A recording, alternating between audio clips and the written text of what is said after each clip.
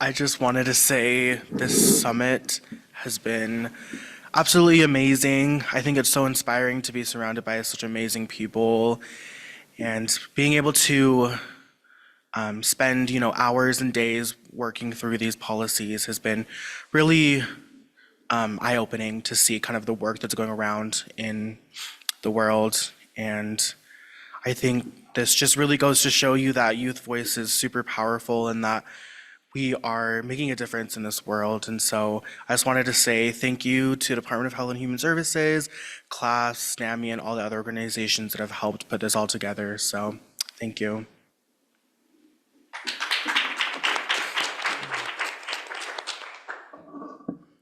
I would also like to give my sincere thank you to everyone who worked to put together this event and everyone who, listened to the youth voices as we talked about these policies and presentations. I think that, the work that everyone has been doing is really important. And even though there's a lot to still be done, I think that we're heading in the right direction, and it's really empowering to see that youth are being increasingly more and more involved in programs and policies like this. So yeah, thank you everyone for your time and for all the work that you do.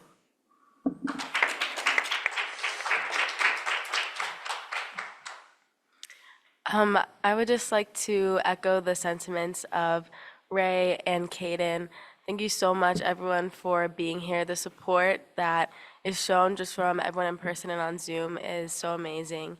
But I would like to start my final thoughts by expressing a thought that I've had for the past few years, which is how do old people get to being where they are? And what I mean by that is we often see decisions being made by older people that are clearly harmful to the majority of society, and especially to young people and minorities.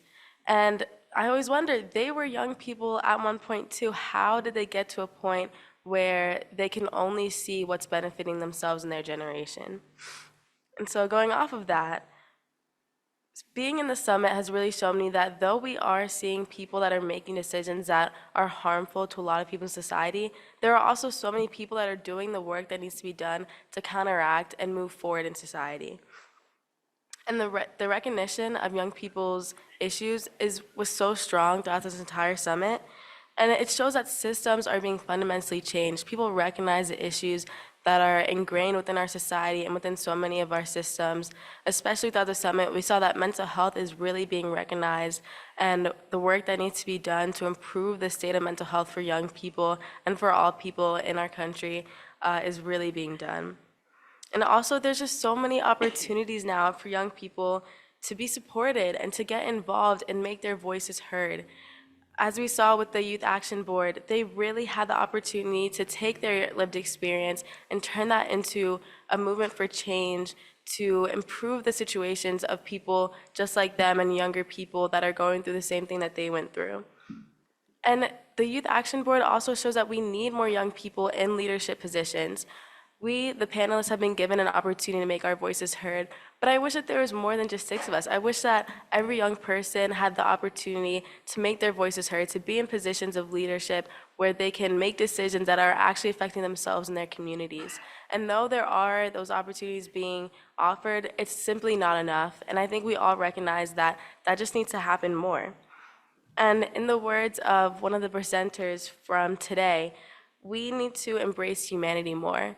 The last presentation really brought up an amazing point that I think hadn't been touched on throughout this whole summit, that people need to be able to thrive, not just survive, but be able to enjoy their life. Young people from all backgrounds, from all walks of life, deserve to be able to enjoy their lives just like everyone else.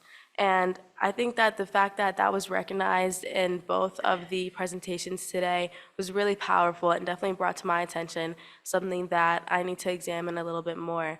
But we so often focus on just the basic needs of young people in underserved communities and in vulnerable positions, but we also just need to recognize that they should be able to enjoy their lives in the same way that so many of us can. And young people, like I said in one of my first statements, are the future, we make the change that we want to see, and that has been shown so clearly throughout this entire summit. And young people have value. And a message that I want to give to my fellow young people, because I think we've been talking to older people throughout the summit so much, but we are going to get older at some point. We won't be young people forever. And so we need to find balance between our values now and changing them and adapting them as we become older. So will we be like the people that we see today making decisions that are harmful and detrimental to so many people in society?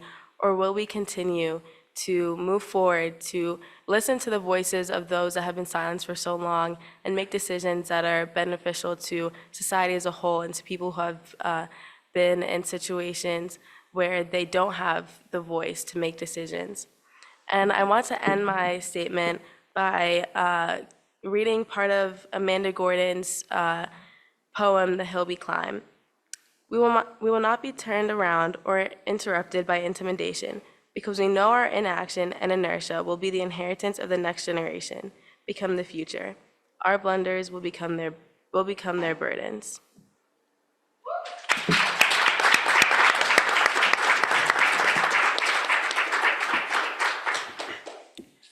Oh, hello, everyone. It's going to be hard to follow. But yeah, again, thank you to everyone, to all the organizers, everyone who brought us out here and gave us this opportunity. Again, I said Utah, you should be celebrated for having such an event. So now just to talk about a couple of takeaways. I was talking with a young leader here yesterday, and look, we were eating lunch together, and he was like, I don't know why I'm here. I was like, what do you mean? He's like, well, you guys are like keynote speakers, and you guys are doing all crazy things. And I was like, well, are you doing anything in your community? He's like, yeah, I'm just posting on like social media about like mental health awareness. I was like, well, you are still doing something. You're already doing more than most people in positions of power in regards of helping their peers with mental health, creating awareness about that sort of topic. So I think that's something to take away first, is that I think my panelists can agree, we didn't start here. Like, we started with very little knowledge, or like ground zero, if you will. I was completely out of the realm of mental health, as I mentioned yesterday. And it was like events like these movements that promoted education that allowed me to get into this. So I just want to emphasize the importance of education in other schools and to other minorities and marginalized communities, so they can feel some sense of what mental health is, what well-being is, what these policies are, and how they can get involved. A second point is, I'm very glad the mental health epidemic is being recognized as an epidemic, and we're gaining more awareness in the past 4 or 5 years. I was talking to someone in the networking event yesterday about like my annoyance with my policy in Pennsylvania and how I wanted to pass mental health excused absences there. And he was a director of substance abuse and mental health. And he was like, you may lose some battles, but overall we're winning the war against people who don't recognize mental health as an important issue. These small events, like these, anything small that brings awareness to mental health is helping us win the war against this epidemic and against this disease, as the Los Angeles policy mentioned. So, yeah, and then a third takeaway is another point I got from the networking event yesterday was I was talking to a gentleman named Sergio, and he was like, the best solutions you can do, respectively, are for your communities, recognizing a niche in your community and being a representative for them. He was a Spanish native speaker, so he was teaching about mental health wellness to Hispanic communities, Spanish-speaking communities, and he encouraged me to do the same in regards to Middle Eastern communities and Arabic communities, because that's who I can represent. So for all of you, if you identify a niche that you can help represent for a community with your lived experience, I would encourage you all to do that.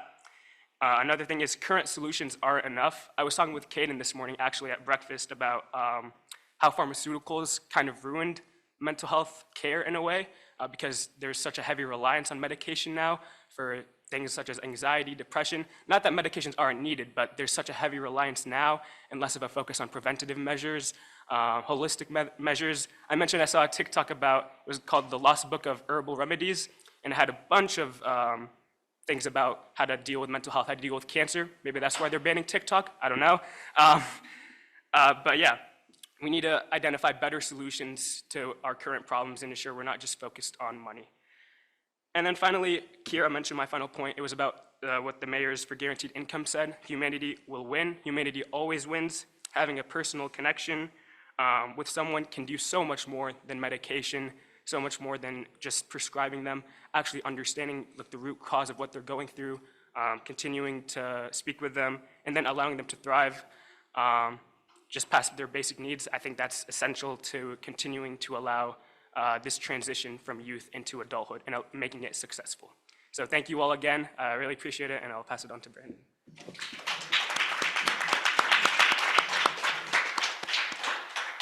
All right, I will try to, end this on a really high note and end with a bang and everything. So first, thank you so much for all of the organizers, for our audience members, our presenters, our people with lived experience speaking up as well. For me, this is a very important activity to be at, an event to be at. For myself, I'm 26, so I'm kind of exiting the youth status and age and everything. So for me, this was like, I don't want to say like the last hoorah in a way, but in a way it kind of was. I wish I had opportunities like this when I was exiting high school and everything. I think, there's so much that could have come across, but I'm happy to see that this is an opportunity for people now. In terms of some of the takeaways that I have, one of the main things is just the importance and the power of narratives in general. So narratives in terms of both youth narratives, but also alternative narratives. When we think about all the policies that come up, it's because of various aspects of discrimination, of hate, of just larger issues that unfortunately were intentional. Everything that was mentioned in these policies, it was meant to be this way because people made those decisions. We often hear, oh, things are just the way that they are, or things just happen just cause and everything. And it's like, yes, things do happen because people make those decisions to make it happen that way. So when we lack that intentionality, this is the results that we get. But I'm happy to see that with these policies, we're also seeing the intentionality behind reversing that harm that so many populations are encountering. Additionally, I think one quote that I try my best to live by is by Catherine Aird. So if you can't be a good example, then you'll just have to be a horrible warning. So I think that is a huge piece of advice or something to think about for both our youth, but also our older populations as well, of are you going to be the good example of what it means to really live and promote mental health and well-being, or are you going to be that horrible example? Either way, you're going to go down one of those paths, so you have that option and that choice of which path you'll take.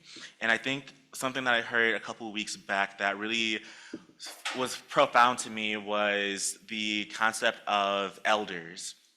So a lot of times we are looking at our elders for aspects of inspiration, of knowledge, of growth and everything.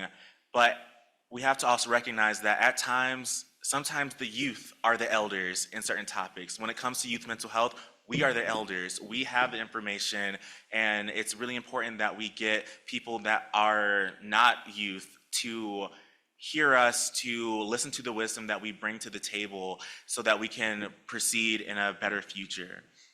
And I think also with that, we often hear, especially as youth, that we are the future. And yes, we 100% are the future, but if we're the future, who's the present? We have to think about that aspect. If we are the future, who's the present? Who's the present decision makers, the present people with the funding, with the power, with the connections? We can't wait for the future.